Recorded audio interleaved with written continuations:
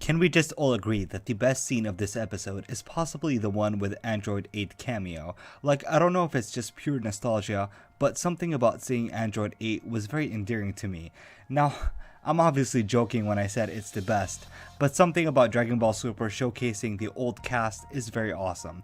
Actually, one of my most memorable moments in Dragon Ball Super in its entirety is the scene where Goku runs into a rally, and Goku's expression was the best in that scene. And also, speaking of character interactions and androids, I feel like it would have been so cool if Android 16 was in future Trunks' timeline. What I mean by that is I feel like Android 16 was a missed opportunity in the future Trunks arc. Like, think about it, if Android 16 was helping Trunks in the fight against Goku Black, it would have been so awesome. Because not only we see a character that many people loved, but I feel like it could have gave us a really interesting idea that Android 16 actually fulfills his destiny in trying to kill Goku, but instead of killing Goku, he's trying to kill Goku Black. So I feel like, I don't know, it's just me. I know this has nothing to do with the episode, but do you guys agree that if Android 16 was in future Trunks' timeline, it would have been so cool to see him like fighting along Trunks and just helping him out and helping him with a time machine? Hey, maybe Bulma can actually like improve Android 16 and make him do Super Android 16. I know this is just like fan fiction, but god damn it, it would be awesome if it was in Dragon Ball Super. But anyways, moving on to the episode.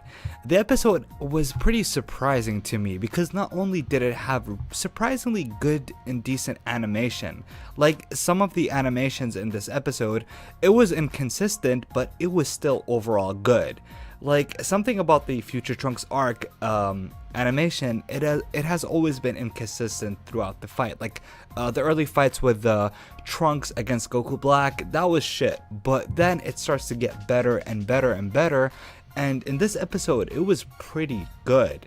Also, another shocking thing about this episode is, actually quite literally shocking, was the scene where Zamazu just brutally obliterates this human. Like, it was honestly just shocking to me, again, the puns, but it was very shocking when I saw just someone completely dies. Like, it's different than when Beerus kills Zamasu, because at least Zamasu was an evil villain and he wasn't human and he kind of deserved it. He was a dick.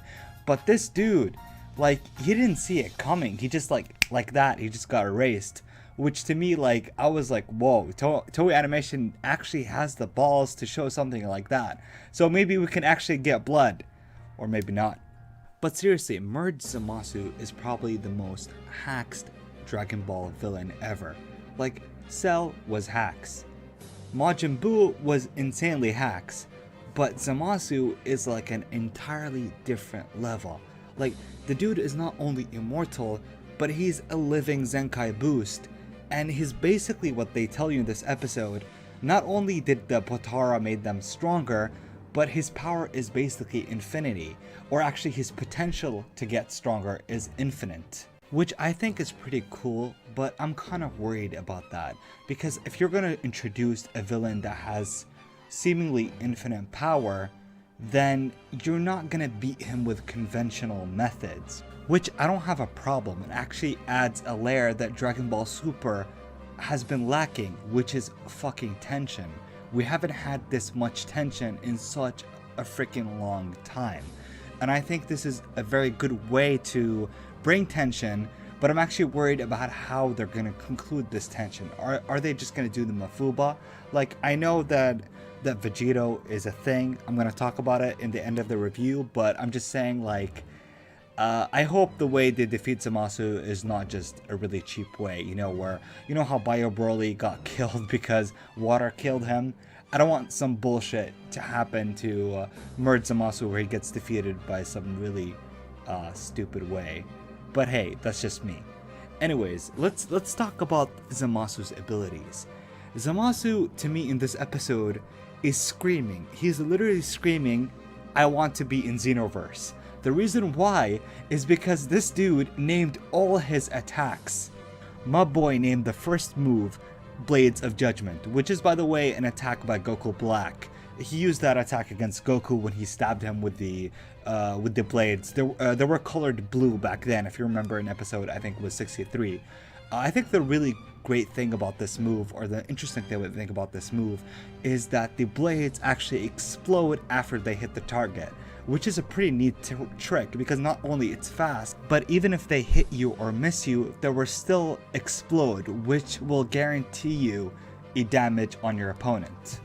Now, the second attack of Zamazu is the Lightning of Absolution, which is the lightning attack of Absolute. I don't know. Anyways, the last move is probably the super finishing move that's going to be in Xenoverse, which is the Holy Wrath. And guys, I need that move in Xenoverse. I need it for my character, and I need it now. And by the way, speaking of things that are supposed to be in Xenoverse, I don't know why I'm talking a lot about Xenoverse. It's probably because I've been playing Xenoverse all day. But anyways, the thing that I really want in Xenoverse is the father-son Gallic Gun moment, which probably solidifies the fact that Vegeta in Dragon Ball Super is probably the best Vegeta. Like, I will always fuck with Vegeta in Dragon Ball Z. Like, Vegeta in Dragon Ball Z is always my dude. He's always going to be my favorite Vegeta, and I'm always going to be biased for him. But the Vegeta in Dragon Ball Super has really amazing character development. Even though I don't really like him that much, but I really respect the character development. I really respect how he's portrayed in Dragon Ball Super. So whether you like it or not, you can still appreciate the writing of Vegeta, which probably makes him the best character in Dragon Ball Super in terms of character progression. I don't know, that's just me, by the way, that's an opinion. Because even though, like I said, I don't like it much, I still think it's pretty cool from a writing perspective. Now moving on, and before I start talking about the preview, I just want to mention that the block where Zamasu blocks both Goku and Vegeta's punches really reminds me of how Whis blocks Goku and Vegeta's punches during their sparring match, or how Whis blocked Beerus and Goku's punches. Now, I'm not trying to insinuate that Zamasu is as strong as Whis. He might be stronger, he might be weaker, I don't know. I know you guys are going to fight against each other in the comment section, so I'll let you guys do that. But I think there is a potential here that Zamasu might be the strongest character aside from the Omni King. And that is why I think it is fair that we have Super Saiyan Blue Vegito fighting Zamasu. Because guys, if you think about it, Vegito is an OP character. He's extremely strong, and it seems that he is manhandling Zamasu in the preview. Now, I'm sure SS Blue Vegito is going to like have his hands full against Zamasu, but at the same time, you have to think that Vegito is essentially fighting someone who is both immortal and limitless in power.